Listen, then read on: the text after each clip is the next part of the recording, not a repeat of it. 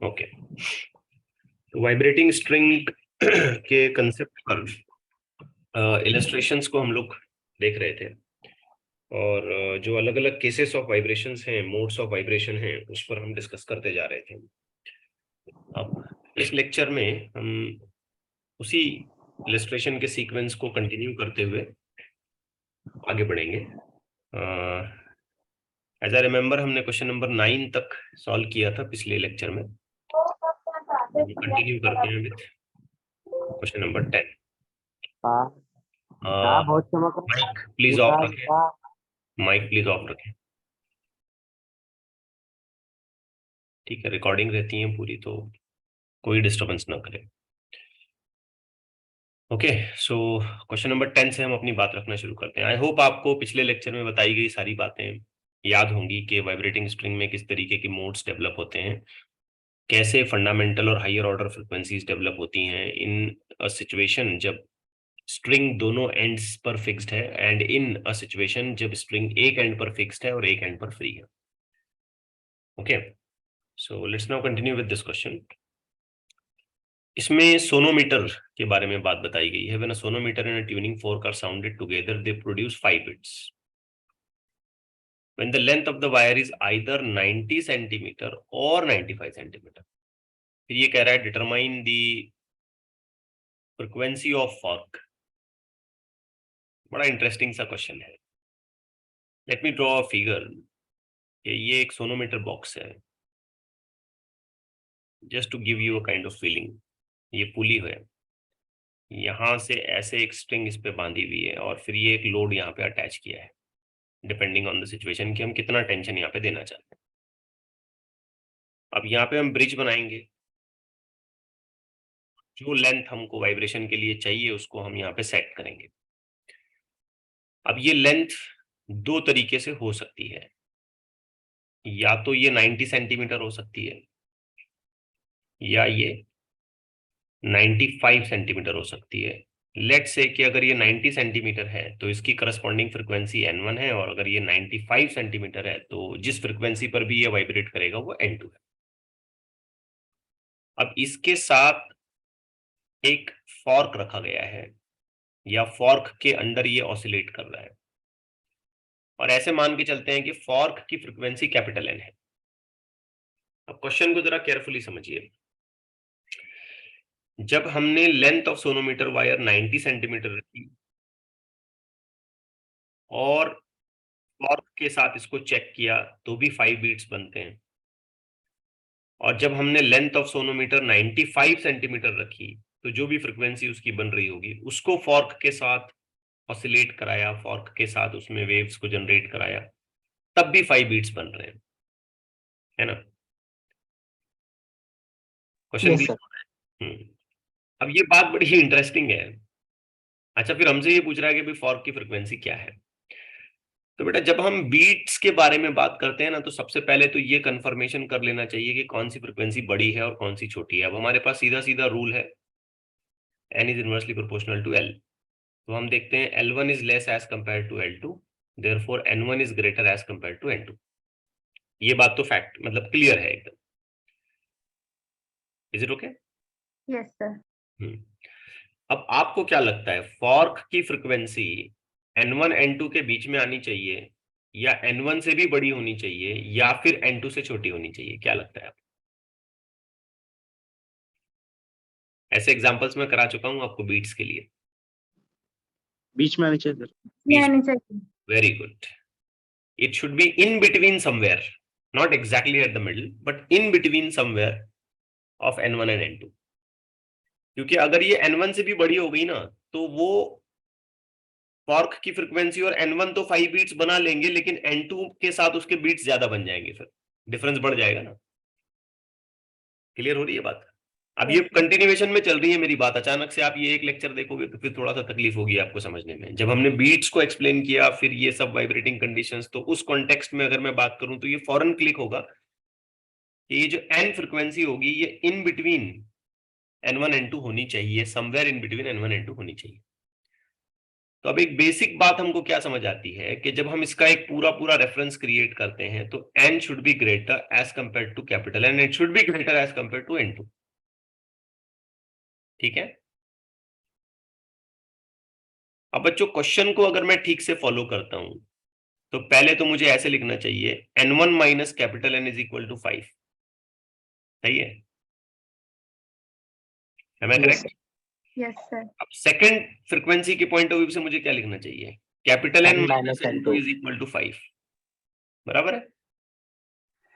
हाँ. अब सोचो बेटा, Yes, अगर मैं N1 N2 के लिए बीट लिखना चाहूं तो कितना हो जाएगा? यस, आप अगर ध्यान देते हैं ना बच्चों यहाँ पे, N1 minus 10. N2 should be equal to 10। Very good. N1 minus N2 should be equal to 10. Now come back to the original condition of solution by law of length. Previous lecture में ऐसे बहुत सारे questions हमने solve किए थे जिसमें हम mention करते हैं N1 L1 is equal to N2 L2। अब N1 हमें पता नहीं है लेकिन L1 है हमारा 90 और ये N2 इंटू ये है 95। आप किसी का भी रिप्लेसमेंट यहाँ तैयार करिए तो N1 is equal to 95 upon 90 N2। चलिए, तो N1 का रिप्लेसमेंट तैयार हो गया। इस N1 के रिप्लेसमेंट को ला करके यहां सब्स्टिट्यूट करें। ये बिल्कुल वैसे ही है जैसे हमने प्रीवियस लेक्चर में सॉल्व किया है, कोई नई बात नहीं है, सिर्फ थोड़ा सा क्वेश्चन के पैटर्न को बदला गया है। सो सब्स्टिट्यूशन के बाद क्या हमें ऐसे लिखना पड़ेगा? 95 divided by 90 N2 minus N2 is equal to 10। Correct है? Yes, sir. 5 N2 divided by 90 is equal to 10। Yes. ठीक है। सो क्विकली हमें आंसर पता चलता है N2 is equal to 180. 180 hertz. अब इस N2 की वैल्यू आप ये वाली इक्वेशन में सब्स्टिट्यूट करो। तो यहां से मैं सॉल्यूशन को कैरी करता हूं। N माइनस N2 कितना निकाला हमने? 180 is equal to 5। Therefore N is equal to 185 hertz. तो यही चीज हमसे पूछी गई थी कि फॉर्क की फ्रीक्वेंसी कितनी है। तो फॉर्क की फ्रीक्वेंसी N का आंसर हमको मिलता है 185 हर्ट्ज। डन?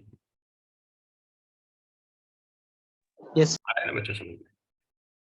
प्रोसेस समझ में आया? सॉल्यूशन का कैसे बनाया? स्टेप्स क्लियर हुए अच्छे से? Yes. थोड़ा लॉजिक भी लगाना पड़ेगा आपको।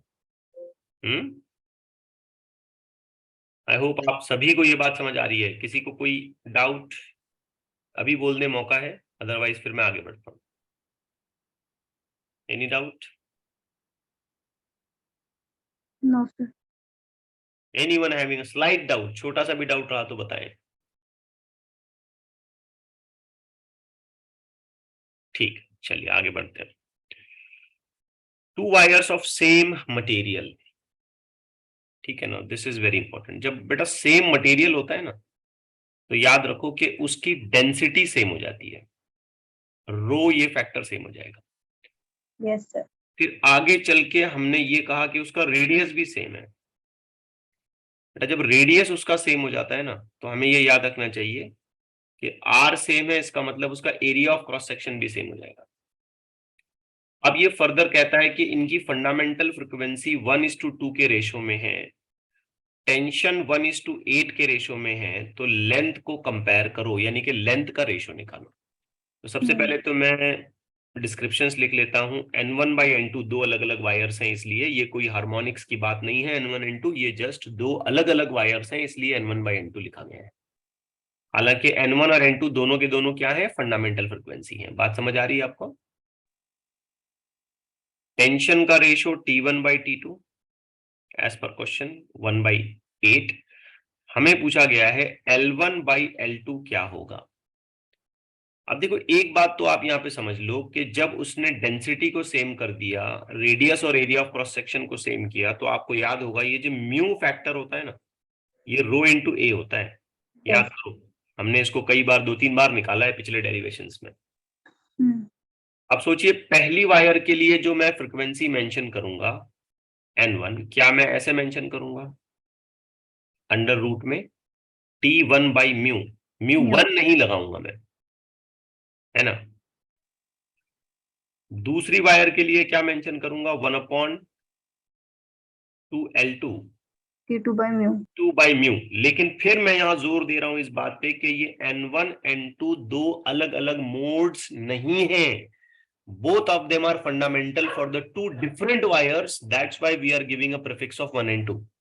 नहीं तो तुम बोलेंगे सर ये फर्स्ट ओवरटोन है सेकंड ओवरटोन है, बिल्कुल नहीं। क्लियर हुई बात ये? Yes, sir. अगर वो हमसे ये कहता कि पहली वायर का फंडामेंटल और दूसरी वायर का सेकंड ओवरटोन, तो मैं फॉर्मूला बदल के लिखता। समझिए बात को, सेकंड ओवरटोन के लिए मैं यहाँ पे 3 लिखता, Correct. ठीक है। So make sure that you are very clear with this point. अब हमें रेशियो L1/L2 निकालना है, तो सिंपली आप क्या करें, ये N1/N2 का रेशियो ले लें। जब आप N1/N2 का रेशियो ले लेंगे, मैं थोड़ा सा इसे पॉज करता हूं। Okay, so we were taking the ratio, so N1/N2 अगर हम रेशियो ले लेते हैं तो ये 2 फैक्टर और म्यू फैक्टर कट जाएगा और हमको मिलेगा L2/L1 multiplied by under root में T1/T2। T2. क्या कहते हो? अब देखो N1/N2 तो ये तो हो जाएगा 1/2 as given, L2/L1 multiplied by in under root this will become 1/8। तो रीअरेंज करें, L1/L2 is equal to 2/1 into under root में 1/8. छोटा मोटा सॉल्यूशन हम चाहें तो इसका बना सकते हैं, या सिंपली ऐसे लिख सकते हैं 2 डिवाइडेड बाय √8। अभी जो √8 होता है इसको क्या लिख सकते हैं हम, 2/4. √2। तो 2 कैंसल आउट हो जाएगा और यही रेशियो रिजल्ट करेगा 1/√।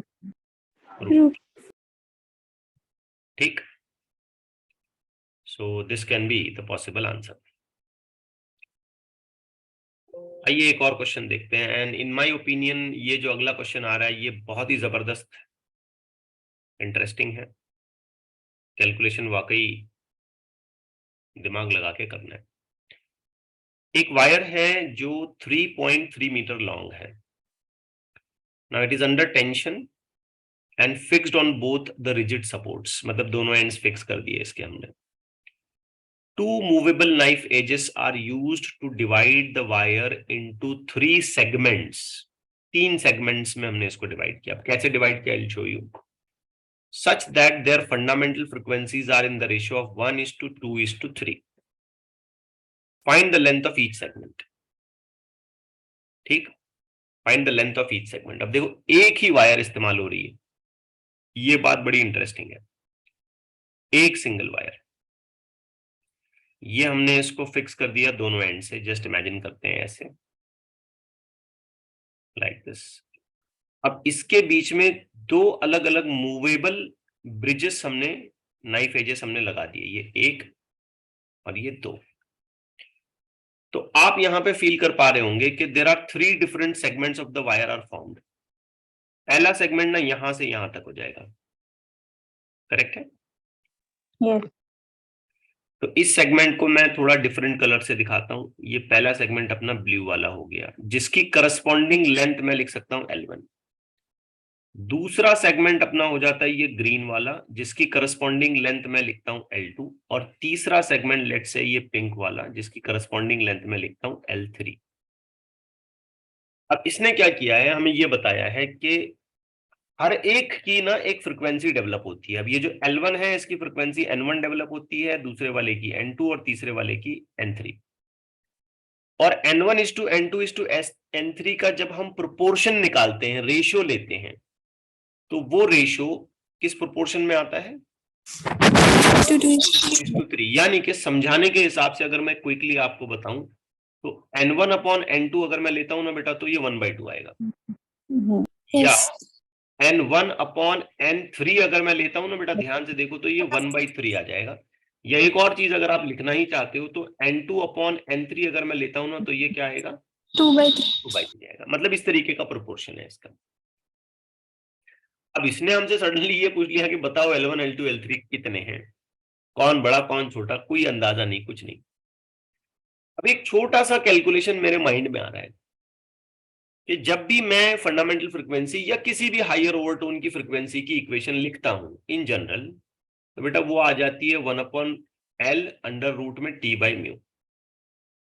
ठीक है, तो ऑब्जर्वेबल बात क्या है यहाँ पे कि फ्रीक्वेंसी और लेंथ आपस में इनवर्स प्रोपोर्शनैलिटी बनाते हैं। टेंशन तो सभी पे कॉमन रहेगा, सेम वायर है इसलिए म्यू फैक्टर भी सभी पे कॉमन रहेगा, तो रिलेशन जो एस्टैब्लिश होगा वो फ्रीक्वेंसी और लेंथ में ही होगा। तो जिसकी फ्रीक्वेंसी कम उसकी लेंथ ज्यादा, इनवर्स प्रोपोर्शनैलिटी है। तो इस हिसाब से तो मैं ये कंफर्म बोल सकता हूं कि L1 सबसे ज्यादा होना चाहिए, L2 उससे कम होना चाहिए और L3 सबसे कम होना चाहिए, क्योंकि फ्रीक्वेंसी N1 सबसे कम है, उससे ज्यादा N2 है और उससे ज्यादा N3 है। Yes yes. तो चलिए, मैंने जाने अनजाने में ये जो सेगमेंट्स बनाए ये करेक्ट ही बनाए, हालांकि ये मेरे बैक ऑफ द माइंड में था, ये देखते ही पता चल जाता है कि किसकी लेंथ ज्यादा होनी चाहिए, है ना। लेकिन अभी हमें एग्जैक्ट नहीं पता है कि किसकी लेंथ कितनी है। अब इसे कैसे एस्टिमेट करें? तो बेटा बहुत सिंपल तरीके से सोचो, अगर हमने L1 plus L2 plus L3 किया तो जाहिर बात है हमको 3.3 मिलना चाहिए। क्यों? क्योंकि टोटल जो लेंथ ऑफ वायर है वो तो 3.3 ही है, हमको तो 3.3 मिलना चाहिए, है ना। बट इसमें इंडिविजुअल सेगमेंट कितने कितने हैं हमें ये नहीं पता। तो इन इंडिविजुअल सेगमेंट्स को एस्टिमेट करने के लिए हम एक काम करते हैं, ऐसे लिखते हैं N1 L1 should be equal to N2 L2, which rule? Law of length. Very good, law of length के हिसाब से, है ना। अब देखिए L2 now can be written as N1 divided by N2 into L1, क्या कहते हो? यस। तो पता चला L2 is equal to L1 divided by 2। Yes. एक बात तो यहां समझ आ गई। अब यही लॉ ऑफ लेंथ बेटा हम दोबारा इस्तेमाल करते हैं, लेकिन ऐसे N1 L1 is equal to N3 L3। 2 के साथ मत काम करो, 2 3 मत लो, 1 3 लो। इसका क्या रीजन है मैं अभी आपको समझाता हूं। तो जब हम इसे सॉल्व करते हैं और L3 निकालते हैं तो हमें आंसर मिलेगा N1 upon N3 into L1। तो we are going to get L3 is equal to 2/3, no sorry 1/3, है ना। So that is 1/3 into L1। अब बच्चों आप इन दोनों को ना ध्यान से देखो, इसे और इसे। तो मैंने रीअरेंजमेंट्स कुछ इस तरीके से किए हैं कि मैं इस L2 को यहां पर और इस L3 को यहां पर रिप्लेस अगर करता हूं तो ये पूरी इक्वेशन L1 वाली बन जाती है। इसी चालाकी से मैंने उसको तैयार किया।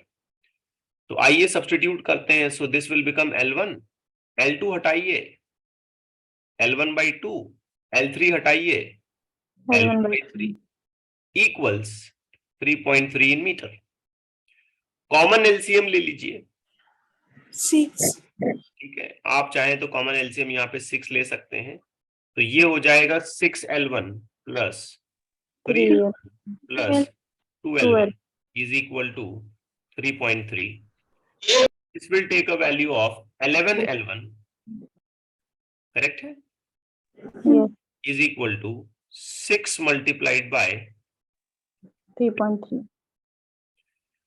So L1 is equal to 6 into 0.3।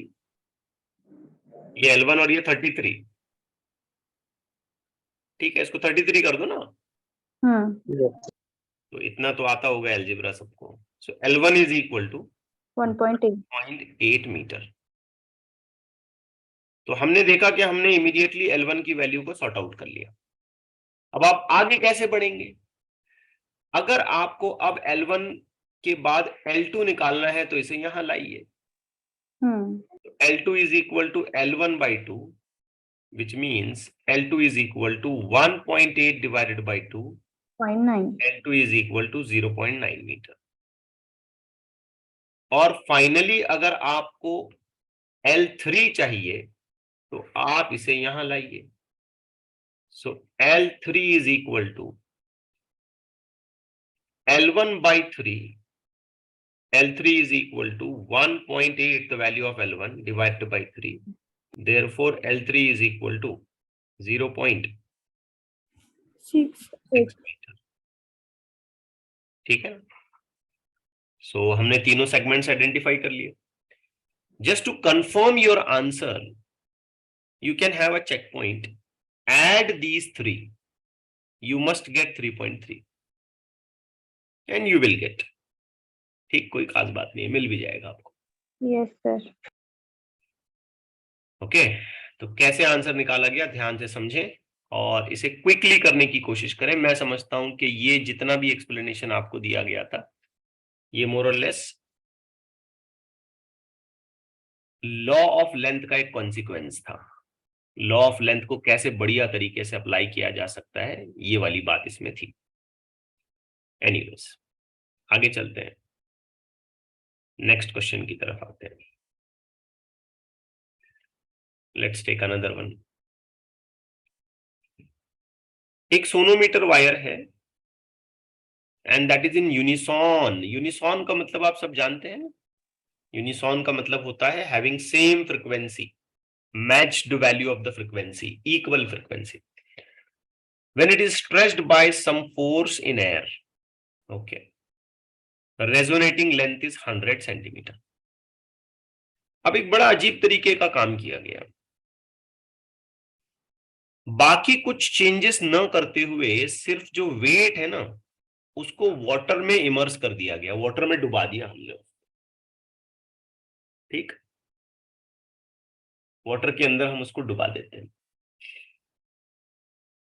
अब रेजोनेंस को मेंटेन करने के लिए, उतनी ही फ्रीक्वेंसी को मेंटेन करने के लिए 100 जो लेंथ थी उसको बदल के 90 करना पड़ा। तो ये पूछ रहा है कि density of material of weight क्या है, कितनी density of material of weight है यहां,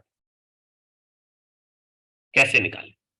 तो पहले देखिए, इसको डिस्क्रिप्शन के तौर पे मैं आपके सामने रखता हूं। ये ऐसा कोई सोनोमीटर बॉक्स रहा होगा, यहाँ कोई पुली, पुली पर से ये वायर जा रही है लाइक दिस। ठीक है, लेट्स से ये कोई ब्रिज हमने इस्तेमाल किया, इन कंटिन्यूएशन पुली यहां से ये वेट आ रहा है। बेसिकली बेटा इस वेट का क्या काम है, वेट का क्या काम है यहाँ पे? टेंशन। हाँ, वेरी गुड। तो वेट का जो काम है ना, वो टेंशन प्रोवाइड करना है। अब वो जो टेंशन यहाँ पे डेवलप होगा ना, वो कुछ इस तरीके से डेवलप होगा। ये हो गया mg और इसको यहाँ बैलेंस करता हुआ आएगा टेंशन। तो late me right you that कि ये जो टेंशन होता है ये बेसिकली mg के इक्वल होता है। अब मास जो होता है ना बेटा, इसका फॉर्मूला होता है डेंसिटी इंटू वॉल्यूम इंटू ये ग्रेविटी। अब यह डेंसिटी को मैं रो ऐसे नहीं लिख रहा हूं, क्योंकि हम लोग वायर की डेंसिटी को यूजुअली रो लिखते हैं। तो ये डेंसिटी वेट का है, जिस मटेरियल से ये वेट बना ना उसकी डेंसिटी, और वही मटेरियल ऑफ वेट के बारे में बात चल रही है यहाँ। तो टेंशन को हम इस फॉर्मेट में लिख सकते हैं। अब क्वेश्चन को ध्यान से समझिए, यहां पर एक ट्यूनिंग फॉर्क था जिसकी फ्रीक्वेंसी n है। ये वायर की जो वाइब्रेटिंग लेंथ यहां मिल रही है जो कि 100 सेंटीमीटर है, ये वाली L1। ठीक है, if I mention this as L1, तो वायर की वाइब्रेशन की फ्रीक्वेंसी और फॉर्क की फ्रीक्वेंसी सेम थी। बात क्लियर हुई? Yes. अब हमने वायर में कोई चेंजेस नहीं किए, उसके मटेरियल में कोई चेंजेस नहीं किए। ठीक है, बस इतना छोटा सा काम किया कि ये जो वेट है इसको हमने लिक्विड में सबमर्ज कर दिया, पानी में डुबा दिया, वाटर में, खास करके यहां बताया गया वाटर में डुबा दिया हमने इसको। तो हम सोचने लग जाएंगे यार वाटर में इमर्स करने से क्या हुआ होगा। तो आंसर बड़ा सिंपल है, जब हम किसी चीज को वाटर में इमर्स करते हैं, पार्शियल या पूरा, थोड़ा या पूरा, तो वो चीज कंपैरेटिवली हल्की हो जाती है, उसका वेट कम होता है बायोन्सिक फोर्स की वजह से। बायोन्सी जो फोर्स आता है ना, ये हम अगले चैप्टर में पढ़ने वाले हैं, मैकेनिकल प्रॉपर्टीज ऑफ फ्लूइड्स में। अभी मैं फिलहाल आपको लॉजिकली समझाने की कोशिश करूंगा, या फिर आपके 9th-10th की टेक्स्ट बुक में कुछ ऐसे फॉर्मुलीज हैं, वहां से ही मैं आपको समझाने की कोशिश करूंगा कि वाटर में या किसी लिक्विड में जब कोई ऑब्जेक्ट इमर्स किया जाता है तो वो थोड़ा सा हल्का महसूस होता है। इस तरीके की फीलिंग आपने कभी ऑब्जर्व करी होगी, है ना? कभी देखो, अगर बैरल वगैरह है आपके घर में और उसमें से आप कोई बर्तन में पानी भर के ऊपर उठा रहे हो, तो जब तक पानी के अंदर वो बर्तन था तो हल्का लग रहा है, लेकिन जैसे ही वो पानी के बाहर आ गया तो आपको वो हेवी लगता है। तो बहरहाल ये पूरी सिचुएशन हमें एक चीज की तरफ हिंट देती है कि जब हम इसे लिक्विड में इमर्स करते हैं, डुबा देते हैं, सबमर्ज करते हैं, तो ये हल्का हो जाएगा। हल्का होने का मतलब क्या हुआ? एक ही मतलब निकलेगा, टेंशन चेंज हो जाएगा। टेंशन चेंज हो जाएगा बेटा यहाँ पे, पानी।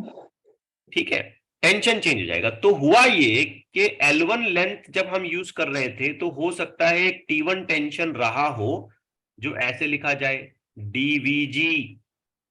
देखो, density into volume into gravity, dVg। Yes. लेकिन जब हमने इसको पानी में डुबा दिया तो एक नया टेंशन आया T2, जो कुछ ऐसे लिखा जा सकता है dVg minus density of water volume into gravity. जितना वाटर यहां से डिस्प्लेस हुआ उस वाटर का वेट उसमें से हम माइनस करते हैं। अब ये क्यों करते हैं, क्या इसका रीजन है, इसके पूरे एक्सप्लेनेशन जो है ना आपको सेकंड चैप्टर में, मैकेनिकल प्रॉपर्टीज ऑफ फ्लूइड्स वाले चैप्टर में डिटेल में पढ़ने का मौका मिलेगा। इस स्टेज पर मैं कहूंगा चलिए इसको याद रखिए ऐसे कि ओरिजिनल वेट में से वेट ऑफ वाटर डिस्प्लेस्ड जो है ना उसको माइनस करते हैं। ये डूबा तो यहां से कुछ पानी हटा होगा ना, इसको जगह देने के लिए यहां से पानी कुछ हटा होगा। यस। तो जितना भी पानी यहां से हटा, जितना भी लिक्विड यहां से हटा, उसका वेट इसमें से माइनस करते हैं और उतना ही टेंशन, उतना ही वेट उसमें कम हो जाएगा, टेंशन कम हो जाएगा, उतना ही वो हल्का हो जाएगा। ठीक। यस। अब आइडियली क्या होना चाहिए बच्चों, जैसे ही मैंने इसको सबमर्ज किया, क्या इस वायर की फ्रीक्वेंसी बदलनी चाहिए? यस। बदलनी चाहिए। क्यों? क्योंकि आपको याद होगा कि जब हम फ्रीक्वेंसी की इक्वेशन लिखते हैं एक जनरल फॉर्मेट में तो रूट में T/μ ऐसे आते हैं, तो ये फैक्टर तो चेंज हो रहा है, इसलिए n भी चेंज होना चाहिए। तो n भी चेंज हुआ था, और अगर n चेंज हो गया तो ट्यूनिंग फॉर्क के साथ उसके क्या बनने चाहिए थे? बीट्स। लेकिन हम एक्सपेरिमेंट कर रहे थे, हमने सोचा नहीं, हम n को चेंज न होने दें, हमको बीट नहीं चाहिए, तो हमने फौरन क्या किया, लेंथ एडजस्ट की।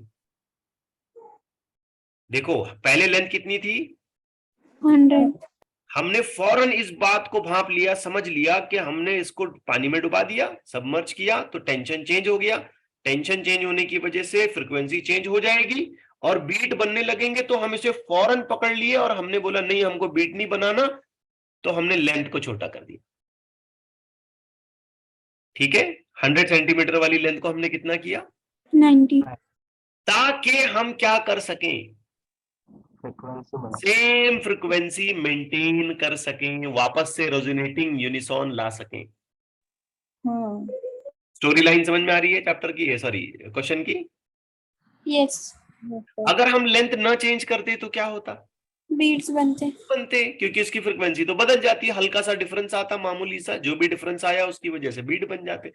तो हमने बोला नहीं, हमको बीट नहीं बनाना है, तो हमने लेंथ को एडजस्ट किया, या कह लीजिए रीएडजस्ट किया।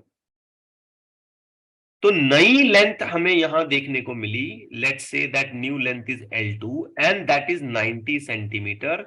But let me write here very clearly कि इन दोनों प्रोसेसेस में फ्रीक्वेंसी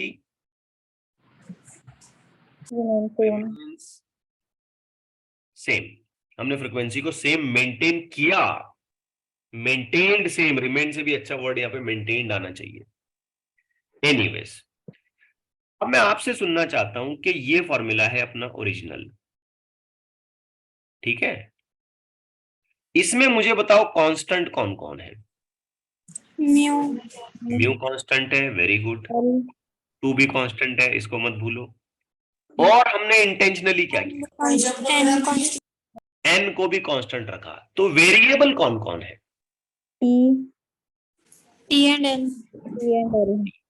ये दो वेरिएबल है। अगर सोचा जाए तो मैं क्वेश्चन पे थोड़ा ज्यादा वक्त दे रहा हूं, लेकिन समझ में आया ऑब्वियसली। तो ये दो वेरिएबल है। तो इन दोनों को छोड़ के अगर बाकी सारी चीजें कांस्टेंट हैं तो क्या रिलेशन ऐसे बन सकता है? Yes, sir. समझिए बात को बेटा, ऐसा रिलेशन बन सकता है 100%? यस और नो? Yes. तो इसका सीधा सा मतलब ये निकाला जाएगा कि हम लिख सकते हैं L1 proportional root T1 and L2 proportional क्या चीज, T2. Root T2। ठीक है, implies the frequency and the mu factor is maintained constant। ठीक है, यहां तक ये बात क्लियर हुई? मैं बहुत ज्यादा टाइम दे रहा हूं वैसे इस क्वेश्चन को। Yes, sir. ओके, अब कुछ नहीं करना, बस छोटा सा मैथमेटिकल कैलकुलेशन आपने करना है। Take the ratio of this L1 by L2, L1 by L2 equal में क्या आ जाएगा, T1 by T2। L1 by L2 is equal to, अब T1 देखो ना बेटा, हमने क्या लिखा, D VG. VG। T2 क्या लिखा, D. VG माइनस D, यानी कि density of water VG।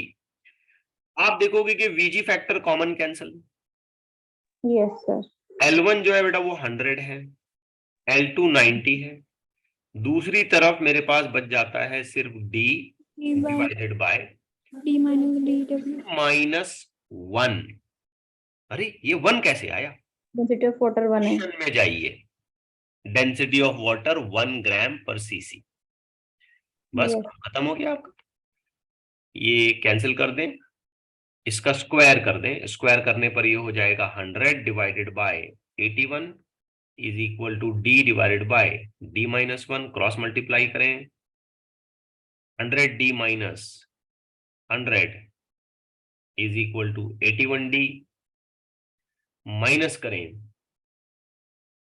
19D is equal to 100। Correct जा रहा हूं मैं? Yes, sir. D is equal to 100 divided by 19। बताएं फाइनल आंसर क्या आएगा? 5.26. Yes, very good. So this is going to be 5.26 unit लगा दें, ग्राम पर सेंटीमीटर क्यूब सीसी। ये हो गया आपका फाइनल आंसर।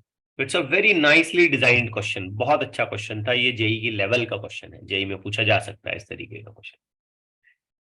ओके, और बहुत स्लो चले हम, क्योंकि हम कंसेप्ट अंडरस्टैंडिंग पर फिलहाल फोकस कर रहे हैं। पीवाईक्यूज जब बाद में करेंगे तो we will be very speeding up the things, तो उस वक्त मैं इतना कुछ डिटेलिंग नहीं करूंगा, मैं शॉर्टकट बता दूंगा आपको कैसे करना है। फिलहाल हम कंसेप्ट स्ट्रेंथनिंग कर रहे हैं, न्यूमेरिकल इलस्ट्रेशंस कर रहे हैं, इसलिए मैं वक्त ज्यादा दे रहा हूं। ओके है? Yes, sir. चलिए एक और देखते हैं। अब यहां देखिए, थोड़ा सा फर्क कर दिया इसने, इस क्वेश्चन को केयरफुली करना, थोड़ा सा फर्क किया। A wire is in unison with the fork of frequency 250 Hz when stretched by a weight. On immersing the weight in water, the wire produces 10 beats. अब मैं यह लेंथ एडजस्ट नहीं कर रहा हूं, Beats बन रहे. मैं छोड़ रहा हूं उसको। ठीक है, फिर एक बार डायग्राम बना देता हूं। चलो, ये सोनोमीटर बॉक्स हो गया, ये पुली, लेट्स से ये वायर ऐसे जाती है, यहां से ये आपने वेट लगाया, ठीक है, और कोई एक सर्टन ब्रिज आपने बना करके चीजों को एडजस्ट कर रखा था। ये फॉर्क की फ्रीक्वेंसी n। अब पहले जो वायर वाइब्रेट कर रही थी पहली सिचुएशन में, उस वक्त वायर की फ्रीक्वेंसी n1 मान लेते हैं। n1 is equal to n is equal to 250 hertz. Clear हो गई बात ये? और हो सकता है कि ऐसा करते वक्त जो भी करस्पॉन्डिंग टेंशन रहा हो वो T रहा हो, सॉरी T1, जिसे मैं लिख सकता हूं density into volume into acceleration due to gravity, mg modified into dvg density of the material of this weight, इसकी डेंसिटी d। ठीक, Yes. अब फिर हमने सडनली क्या किया, Water में इसको वाटर में इमर्स कर दिया। वाटर में इमर्स करने से क्या होगा, जल्दी से बोले, टेंशन कम होता, कम हो जाएगा। कम कैसे होगा, dVg minus dm density of water into volume into gravity, acceleration due to gravity. अब टेंशन कम हो गया बेटा, टेंशन कम हो गया तो इसकी नई फ्रीक्वेंसी आ जाएगी, इसी वायर के लिए एक नई फ्रीक्वेंसी आ जाएगी N2, और मैं ये यकीन के साथ कह सकता हूं N2 फ्रीक्वेंसी जो आएगी ना वो N1 से कम आएगी। Yes. जरा सोचे क्यों, Tension decrease हुआ। Tension decreases and frequency is directly proportional to root of tension. तो ऐसा करने से क्या हो रहा है, बीट्स प्रोड्यूस हो। कितने बीट्स आए, 10। पिछले न्यूमेरिकल में बीट न आए इसलिए हमने क्या किया था, लेंथ एडजस्ट, लेंथ एडजस्ट। अब हमने लेंथ को एडजस्ट नहीं किया, हमने वो छोड़ दिया, चल आने दे बीट्स, जो आते हैं आने दे। तो डेफिनेटली मैं यहां पे ये मेंशन कर सकता हूं कि N2, अरे मैंने उल्टा लिखा क्या यहां, n1 is greater than N1 should be greater than N2। So definitely मैं यहां पे ये लिख सकता हूं कि N1 minus N2 is equal to 10। Correct है बात। Yes. अब लेकिन हमसे ये तो पूछ रहा है कि ये डेंसिटी ऑफ मटेरियल कितना है, वेट का d निकालो। How do we try to find it out, बड़ा आसान है।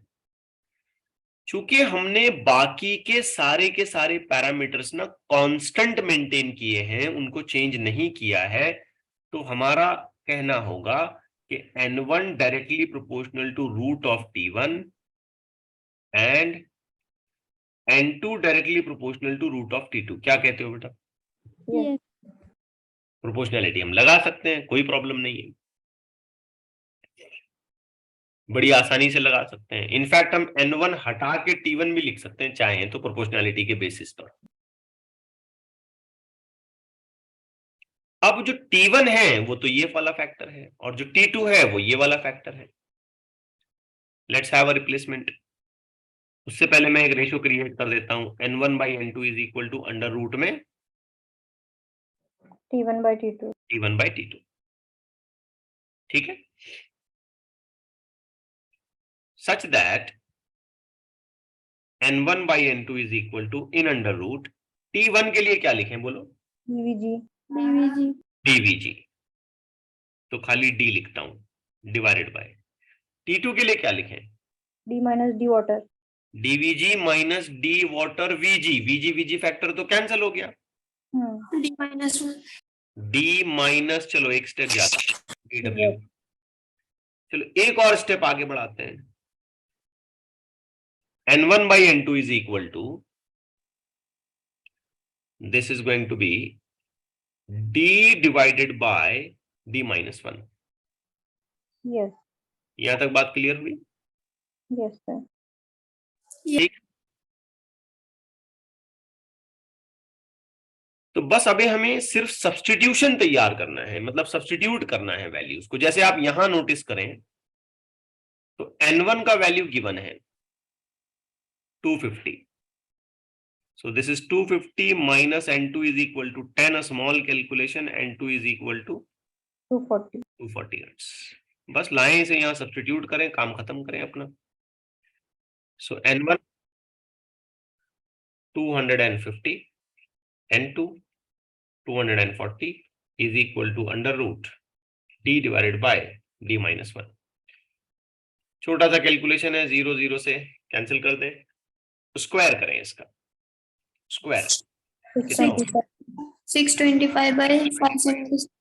Divided by 576। Am I correct, Yes. d divided by d minus 1, cross multiply करें, 625d minus 625 is equal to 576d, subtract करें, 625 में से 576 चला गया, कितना बचा?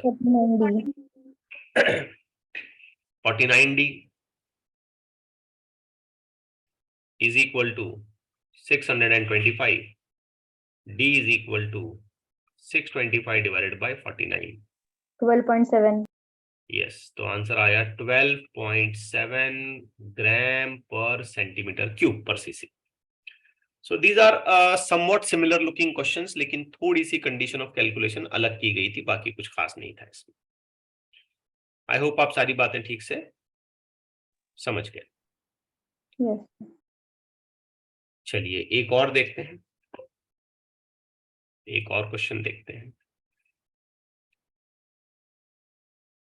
यहां हमें दो अलग अलग स्टैंडिंग वेव के पैटर्न्स दिए गए हैं. उसके बाद ये जो फैक्टर है ये म्यू है, फिर ये वाला फैक्टर और ये वाला फैक्टर, ये दोनों चीजें क्या क्या है? ये लेंथ है और ये Length. टेंशन है. अब ये कह रहा है obtain the frequencies of mode shown in the figure. तो बड़ा सिंपल है बेटा. ए केस में, केस ए में एक ही लूप बना है, Yes. तो वो तो फंडामेंटल रहा होगा. Hmm. 12. क्या कहते हो? Yes. सिंगल लूप तो फंडामेंटल में बनता है. yes sir सो फ्रीक्वेंसी निकालनी है तो निकाल रहे हैं. 1/2 into 2 रूट में टेंशन 100 डिवाइडेड बाय म्यू का value 4 into 10 to the power -2. So n is equal to ये हो जाता है 1/4 into ये हो गया 10, 10/2 2 into 10 to the power -1. ठीक है. yes sir -1 गया ऊपर, +1 100 50 50/4 12.5. 12.5 12.5 हर्ट्ज. तो पहले वाले मोड का आंसर तो 12.5 आ गया. अब बी केस में ना 3 लूप बने हैं. एम्पलीट्यूड से कोई खासा फर्क नहीं पड़ता यहाँ पे, वो बस अलग वायर है, अलग सिचुएशन के हिसाब से उसको ऑसिलेट कराया गया है. We will be least bothering about the amplitude. Amplitude tension नहीं लेना. लूप्स 3 बने हैं. अगर 3 लूप्स बन रहे हैं, 3 loops are there, then surely it is going to be second harmonic, sorry Second second overtone. Second overtone बेटा. हाँ third harmonic 3/2L under root में T/μ. yes sir ठीक है. अब मैं अननेसेसरीली कैलकुलेशंस को आगे नहीं बढ़ाना चाहता. ये 2L T/μ ये सब तो सेम ही था, hmm और ये 2L T/μ ये सब सॉल्व करके 12.5 ही तो आ रहा था. yes sir तो N2 is equal to 3 into 12.5. क्या कहते हो? yes 37.5 37.5 hertz. बस काम खत्म हो गया आपका. अब फिर अगला सवाल उसने ये पूछा, write the equation of displacement as a function of x and t. हम हो सकता है यहाँ थोड़ा सा पजल हो जाए कि भाई डिस्प्लेसमेंट की इक्वेशन कैसे लिखें. तो बच्चों ध्यान से देखो, तो ये स्टेशनरी वेव बनी है. लूप्स जो बनते हैं ना, ये तो स्टेशनरी वेव में बनते हैं. hmm तो स्टेशनरी वेव की इक्वेशन हमें यहाँ पे लिखनी है. और मैं आपको रिकॉल करा दूं, स्टेशनरी वेव की इक्वेशन कुछ ऐसे आती है. y is equal to 2a Cos. 2 pi x by lambda 2 2 pi pi. t. अब ना यहाँ पे दो फंक्शन होते हैं, यहाँ एक फंक्शन होता है और यहाँ एक फंक्शन होता है. hmm अक्सर हम देखते हैं कि यहाँ cos आता है और यहाँ sin आता है. yes ठीक है. दो सिमिलर मेरे रीडिंग में तो कभी मतलब नहीं आए हैं. हाँ ये जरूर होता है कि यहाँ sin और दूसरी तरफ cos, ऐसा आ सकता है. तो मैं इसे कुछ इस अंदाज से सोचता हूं कि x इज इक्वल टू 0, यानी कि ये जगह पे क्या बना, Node. मतलब 0 डिस्प्लेसमेंट. yes मतलब ये वाला फैक्टर मुझे x के 0 करने पर 0 मिलना चाहिए. hmm तो यहाँ कौन सा फंक्शन ऐसा होगा जिसका एंगल 0 करने पर वैल्यू 0 हो जाए? Sin. sin तो इन दोनों को ध्यान से देखो. 0th पोजीशन ऑफ x पर इसने जीरो डिस्प्लेसमेंट जीरो एम्पलीट्यूड दिया है, इसका मतलब इसका एम्पलीट्यूड फंक्शन साइन से बताया जाएगा। Yes, sir. तो इस फिल इन द ब्लैंक वाली जगह पे मुझे लिखना चाहिए साइन, और दूसरी तरफ आप चुपचाप लिख दो कॉस। अब हमें पता करना होगा कि 2a कितना है। तो यहां देखता हूं तो मुझे फौरन पता चलता है कि 2a जो फैक्टर है ना वो 0.1 है, मैक्सिमम एम्पलीट्यूड जो भी हो सकता है इसका। 2a पूरा, ये a नहीं है, ये पूरा 2a है। Yes, sir. याद करो, a तो जो है ना इंडिविजुअल वेव का एम्पलीट्यूड होता है। इस Yes. वाली इक्वेशन में 2a क्या होगा? 0.04. 0.04। बस खत्म। लैम्बडा का कैलकुलेशन हम कर सकते हैं, बिल्कुल अच्छे तरीके से लैम्बडा का कैलकुलेशन हम लोग कर सकते हैं। कैसे करेंगे सोचिए। तो ये जो टोटल लेंथ है ना ये 2 मीटर है, और यहां से लेकर के यहां तक अगर मैं ध्यान दे के देखूं तो ये लैम्बडा बाई 2 है। Yes, sir. तो पहली वाली वेव के लिए मुझे क्या लिखना चाहिए? Lambda by 2 is equal to 2, which means lambda is equal to 4। Sir. क्या कहते हो बेटा? हाँ, 4. Yes. और फ्रीक्वेंसी पहली वाली वेव की मुझे पता है 12.25, फ्रीक्वेंसी पता है। तो आओ इसकी स्टोरी पूरी करते हैं। y is equal to 2a की जगह क्या आना चाहिए? 0.1। 0.1. साइन, साइन क्यों आया समझ आया? Yes, sir. Yes. नोड बनना है ना, स्टार्ट में x इज इक्वल टू 0 पे नोड बनना है। 2 पाई x को मैं कुछ नहीं करूंगा, लैम्बडा हटा के नीचे 4 लिख दूंगा। Yes. cos 2 पाई n, n की जगह मैं लिखूंगा 12.5t। क्या कहते हो? Yes, Yes. sir.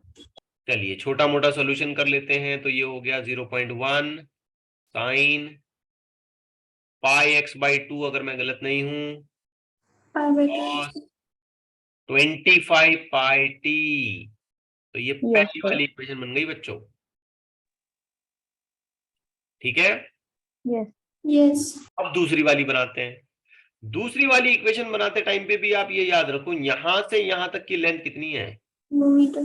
2 metre. Yes, sir. लेकिन अगर मैं ध्यान से गिनूं ना बेटा, तो ये लैम्बडा बाई 2, ये वापस से लैम्बडा बाई 2, ये वापस से लैम्बडा बाई 2। 3 lambda by 2. तो 3 lambda by 2 is equal to 2, which means lambda is equal to 4 by 4 by 3। आओ अब कहानी पूरी करते हैं। Second equation y is equal to 2a की जगह क्या आएगा? 0.04. 0.04। शाबाश। Sine 2 pi x by lambda, lambda कितना था? 4 by 4 बाई 3। बात का सॉल्यूशन बाद में बनाते हैं। cos 2 पाई n, फ्रीक्वेंसी कितनी थी? 37. ये देखो यहां ही तो निकाला, इसकी वाइब्रेटिंग फ्रीक्वेंसी 37.5 ही थी ना। Yes. ओके, सिंप्लीफाई करें, खत्म करें बात। 0.04 साइन, इसको कट देते हैं, 3 पाई x बाई 2 एज एंगल, और 37.5 का डबल करते हैं, 75. 75 पाई t। ये हो गई इसकी इक्वेशन। देखने में कैसा लगता है इतना टफ क्वेश्चन आ रहा है? ये नहीं, कंसेप्ट क्लियर है, ठीक से काम आता है, आप उसे निपटा सकते हो, कोई खास बात नहीं है। ओके है? Yes, sir. चलिए एक दो मैं सिंपल क्वेश्चन और ले लेता हूं, जस्ट एक दो तीन, ताकि कल फिर हमको थोड़ा बोझ ना हो, हम जल्दी जल्दी इसे खत्म कर पाए। ये एक दो और क्वेश्चन यहां डालता हूं मैं। ठीक, वैसे तो इलस्ट्रेशन अपना काफी लंबा है, आप देख रहे हैं इसमें 50 के आसपास क्वेश्चंस हैं, और अभी हम लोग 20 मतलब 15-20 के आसपास चल रहे हैं। तो और 2-3 लेक्चर हमें इसे देने पड़ेंगे। हम कोई गड़बड़ नहीं करेंगे। ऑनलाइन पढ़ने का ये फायदा है कि हम अपना वक्त जितना चाहें उतना एक्सटेंड करके यूज कर सकते हैं, जितने चाहें लेक्चर हम उतने बढ़ा सकते हैं। अच्छा, stationary wave system, all the particles of the medium, medium के सारे पार्टिकल क्या करते हैं, कैसे? have zero displacement simultaneously at some time, have maximum displacement simultaneously at some time, are at rest simultaneously at some time, all of the above. All of the above तो नहीं आएगा, क्योंकि सब के सब एक साथ मैक्सिमम डिस्प्लेसमेंट पे तो नहीं जाएंगे, कुछ तो नोड बनेंगे ना। Yes. तो बी चला गया, इसलिए डी बाय डिफॉल्ट चला गया। अब बचा क्या, जीरो और रेस्ट। जीरो और रेस्ट ये समझना जरूरी है। देखो स्टेशनरी वेव जब बनती है तो लूप्स बनते हैं ना, लूप बनेंगे ना, और लूप बनने के प्रोसेस में एक इंस्टेंट, एक वक्त, एक मौका, एक टाइम ऐसा आएगा जब सारे के सारे पार्टिकल जो है ना ऐसा फ्लैट होंगे, ऊपर से नीचे आके फ्लैट होके फिर नीचे जाना है ना उनको, या नीचे से ऊपर आके फ्लैट होके फिर ऊपर जाना है, ये ऐसा ऐसे करना है ना इनको। तो एक इंस्टेंट ऐसा आएगा, एक वक्त ऐसा आएगा जब सारे के सारे पार्टिकल जीरो डिस्प्लेसमेंट लाइन पे आ गए होंगे। Yes, sir. लूप बनने का प्रोसेस आप अपने दिमाग में इमेजिन करें। यस, रिकॉल कर पा रहे हैं? Yes. इसका मतलब सभी के सभी पार्टिकल किसी इंस्टेंट ऑफ टाइम पर एक साथ, एक ही इंस्टेंट ऑफ टाइम पर, किसी मौके पर, किसी टाइम पर, सब के सब क्या मीन लाइन पर होंगे? हाँ, उसके बाद क्या होगा, कुछ पार्टिकल ऊपर जाएंगे, कुछ नीचे जाएंगे, फिर ऊपर वाले पार्टिकल नीचे आते आते मीन लाइन पर, नीचे वाले पार्टिकल ऊपर आते आते मीन लाइन पर, फिर नीचे ऊपर, ऐसे चलेगा ना। लेकिन एक इंस्टेंट तो ऐसा आएगा जब सारे के सारे मीन पर होंगे। Yes. इसका मतलब ये तो सही है। अब दूसरा सवाल आता है, क्या वो रेस्ट पर होंगे? नहीं। इनफैक्ट बच्चों, जब ऑसिलेशन करते हुए पार्टिकल मीन पर आता है तो उसकी वेलोसिटी मैक्सिमम होती है। हाँ. आई नहीं आई बात समझ में? Yes, sir. तो रेस्ट पर आना ये थोड़ा गड़बड़ है, मीन पर तो रेस्ट पे नहीं आएगा।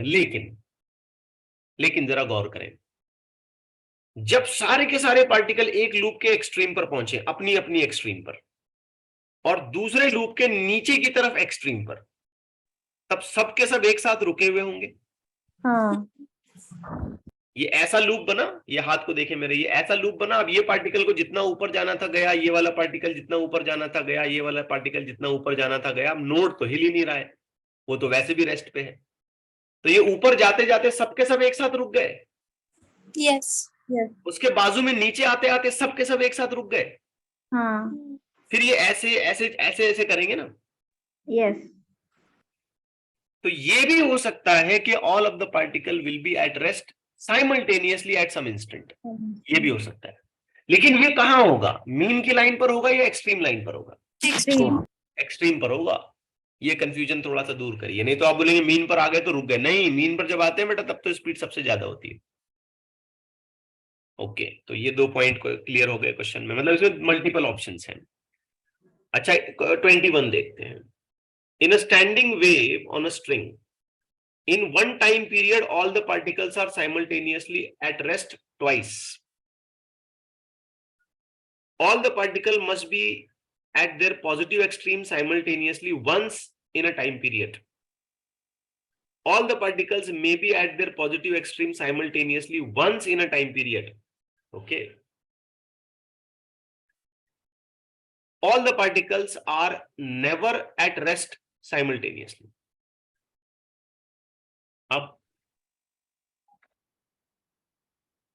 अब क्या सोचे? Be wrong. 2 करेक्ट है। A and D. Think on it. A. C. In one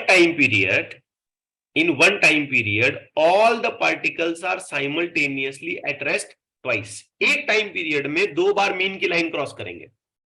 हाँ. In one time period, all the particles are simultaneously at rest twice. Sorry, 2 बार ऊपर जाएंगे।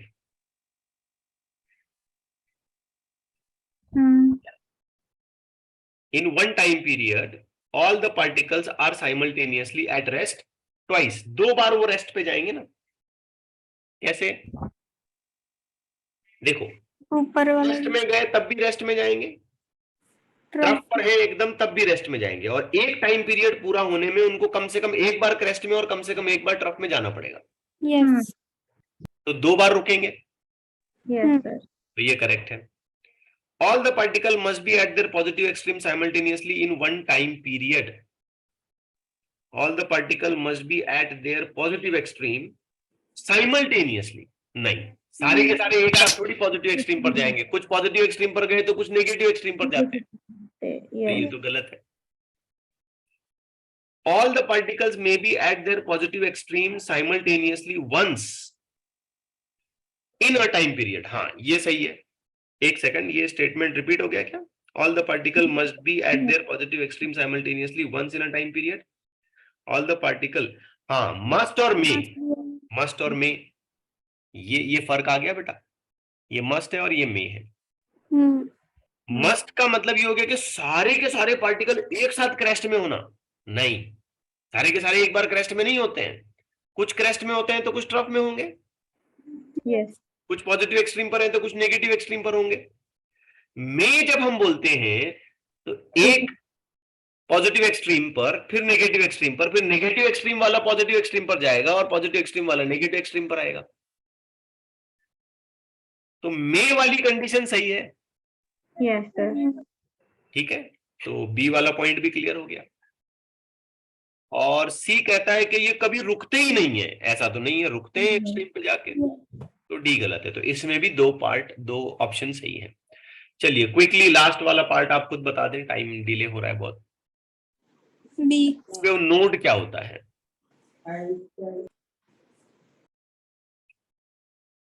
Maximum pressure. ठीक है, Yes, sir. going to be maximum pressure. And let me further tell you, maximum density and let me further tell you, Maximum strain. All of मैं them. तीन option नहीं लूंगा बेटा, एक ही ऑप्शन लूंगा, हाँ. नहीं तो चारों लेते बैठेंगे तुम।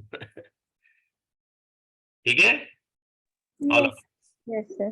नोड बिल्कुल हिलेगा नहीं, वहां पे बहुत ज्यादा स्ट्रेन पैदा होगा और एकदम टाइटली पैक्ड हो जाएगा, इसलिए डेंसिटी बढ़ जाएगी। और डेंसिटी इसलिए भी बढ़ेगी क्योंकि प्रेशर बढ़ गया, प्रेशर एकदम बढ़ेगा तो डेंसिटी बढ़ जाएगी। ठीक है, Yes, sir. चलिए तो आज के लिए इतना काफी है, यहाँ पे फिर हम लोग रुक जाते हैं।